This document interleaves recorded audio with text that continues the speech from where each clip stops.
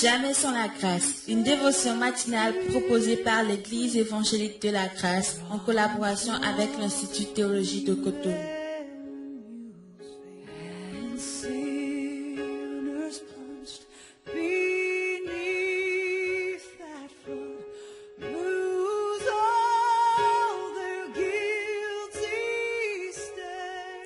Bonjour chers amis, chers internautes, nouvelle journée, bienvenue dans cette nouvelle dévotion qui ne sera rien d'autre qu'une provision pour nous ce matin parce que notre Dieu est fidèle et ce matin, Dieu veut nous donner à discerner encore une fois les œuvres de l'ennemi et ce que lui fait en notre faveur au nom puissant de Jésus-Christ.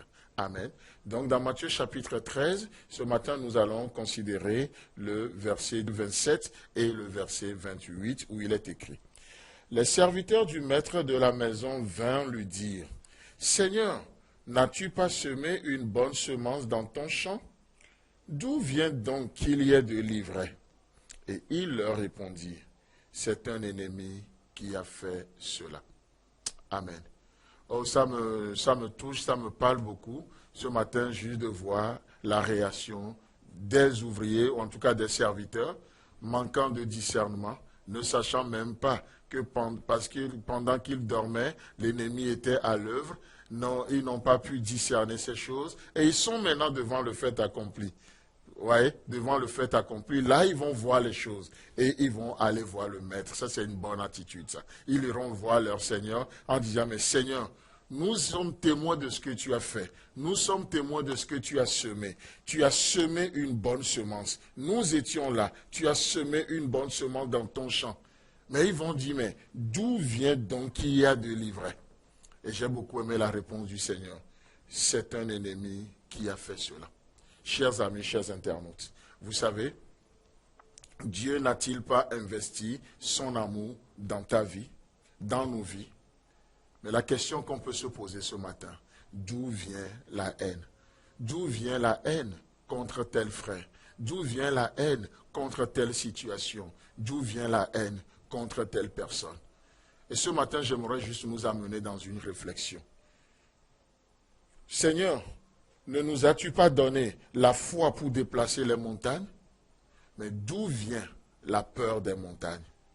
Et la réponse, c'est l'ennemi, c'est un ennemi qui a fait ça. C'est l'ennemi qui fait ça. On peut continuer la réflexion.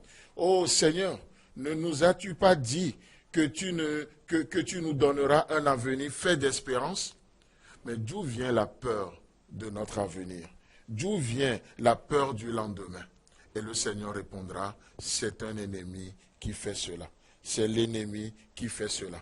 Seigneur, ne nous as-tu pas introduits dans le repos? Oui, mais d'où vient l'inquiétude et l'agitation?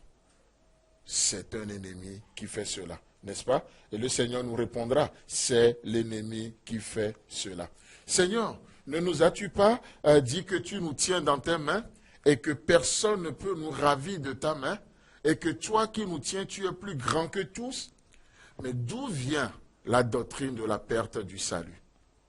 Et vous savez ce que le maître dira? C'est un ennemi qui fait cela. C'est un ennemi qui a fait cela. Seigneur, ne nous as-tu pas dit que tu es avec nous tous les jours? Mais d'où vient cette solitude qui m'envahit ce matin? Posez-lui la question. D'où vient cette solitude qui m'envahit ce matin? Et Dieu dit, c'est l'ennemi qui fait cela. C'est l'ennemi qui fait cela. Seigneur, ne m'as-tu pas dit que tu restaures mon âme? Mais d'où vient cette dépression qui me vole mon épanouissement en Christ? C'est l'ennemi qui fait cela. J'aimerais juste que cette dévotion de ce matin nous amène à nous poser des questions. À voir le blé qui est semé et à découvrir aussi l'ivraie que l'ennemi sème.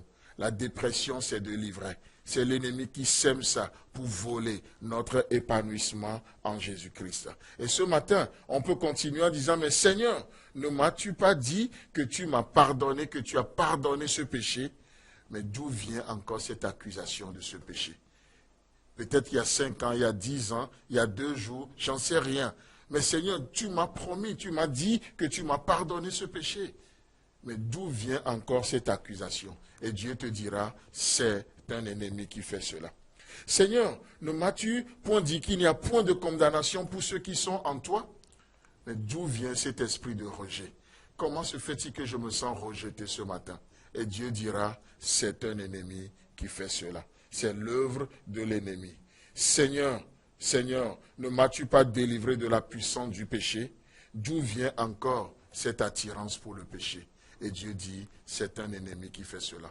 Chers amis, chers internautes, pour conclure notre dévotion ce matin, dans Hébreux chapitre 4, le verset 14 à 16, il est dit, « Ainsi, puisque nous avons un grand souverain sacrificateur qui a traversé les cieux, Jésus-Christ, le Fils de Dieu, demeurons donc fermes dans la foi que nous professons, car nous n'avons pas un souverain sacrificateur qui ne puisse compatir à nos faiblesses. Au contraire, il a été tenté comme nous en toutes choses sans commettre le péché. Approchons-nous donc avec assurance auprès du trône de la grâce afin d'obtenir grâce et miséricorde. » Que le Seigneur vous bénisse.